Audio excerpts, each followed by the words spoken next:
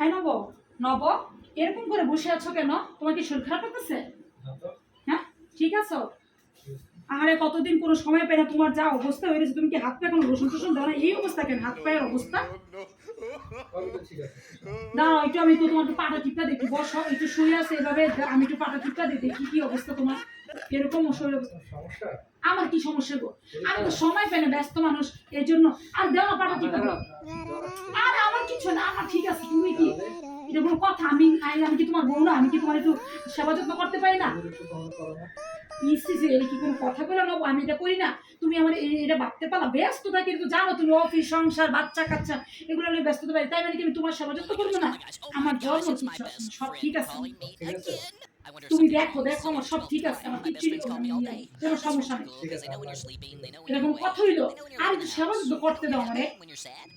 শোনো তোমার একটা কথা বলি, সেটা হচ্ছে আজকে না সব তোমার পছন্দের খাবার রান্না করছি। তুমি অফিসে যেহেতু এসে একটু ফ্রেশ হও, ফ্রেশ হয়ে টেবিলে আসো, আমি তোমার সব খাবারগুলো রেডি করি, তারপরে তোমার খাবারগুলো দিতেছি। একবার তোমার পছন্দের সব খাবার আনছি। হ্যাঁ ওই যে গরু মাংস ভুনা করছি, তারপরে হচ্ছে কি বলে এটা, ইলিশ মাছ হচ্ছে সরিষা দিয়ে রান্না করছি, তারপরে হচ্ছে যে ডাল চচ্চড়ি করছি, তুমি যা যা পছন্দ করো সব করছি। তুমি একটু আসো, টেবিলে আসো, হ্যাঁ ফ্রেশ হয়ে আসো টেবিলে, আমি হচ্ছে টেবিলে খাবারগুলো দিতেছি। হ্যাঁ এই নব, নব তুমি এমন করে বসে রইছো কেন? তোমার কি মন খারাপ না শরীর খারাপ? কিছু খারাপ আছে?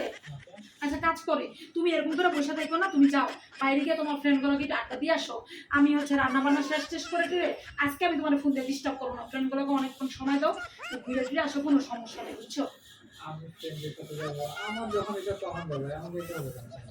আমি আমি বললাম আর কি যে অন্য সময় তো ডিস্টার্ব করে, আজকে কোনো ডিস্টার্ব করবো না, যাও ঘুরে ফিরে আসো, আমি তোমার ফোনও দেবো না। তুমি একটা কাজ করো, 12টা 1টা বাজে আসো, দেরি করে আসো, সমস্যা নেই, আইসা আমার খালি একটা কলিং বেল দিও, না একটা কাজ করো, একটা ফোন দিও, আমি নিফটা নিয়ে শুয়ে পড়বো না। তুমি যত রাইতে আসো আমার ফোন দিলে আমি গেট খুলে দেবো, ঠিক আছে? আমার কি বাবা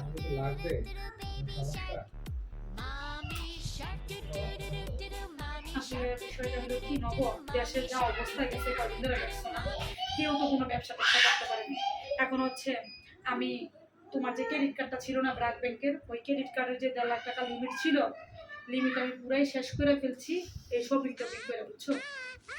এই কথা কিছু বলার নাই।